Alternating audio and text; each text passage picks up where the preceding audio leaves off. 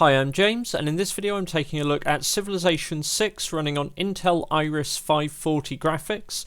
So this is the Core i5-6260U as found in the latest MacBook Pro 13-inch. And first of all, we are running the game at 1366x768 and the minimum detail settings for the sake of comparison to HD 520 and HD 620 and other settings that we've tested. And at this, the game runs at around about 30 frames per second average. What we do see is that the sort of peak frame rates it hits are actually quite a bit higher than we experienced with HD 520.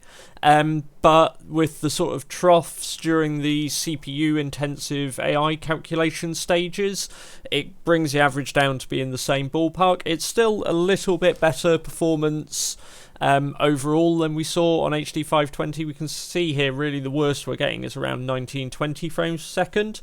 And when you have sort of those player control times, it will be better. What the game did actually do, which we're going to take a look at though, is when I started it up, it actually defaulted to these settings, so 1080p and the low settings as opposed to minimum. And running with these settings, obviously frame rates were lower, but the actual impact wasn't massive. Through the test, I believe the average dropped down to about 26 frames per second. And that's not too bad. You know, the game is still going to be playable at these settings. You can see here in the early parts of the test, and there's a lot more on screen when you're playing at the higher resolution because you're fairly zoomed out. And even then, we're seeing sort of 30 frames per second here. And that does again dip down during the sort of AI calculation stages.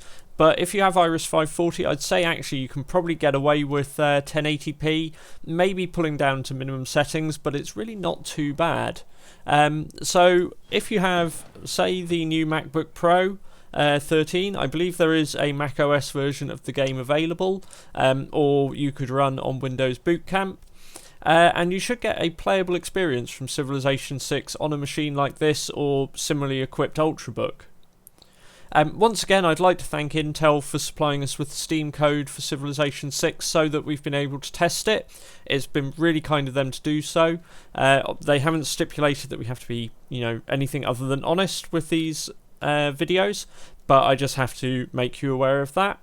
And if you would like to see any games tested from us in the future, be sure to let us know in the comments below what you'd like to see, and subscribe to see more videos as we post them. Thanks for watching.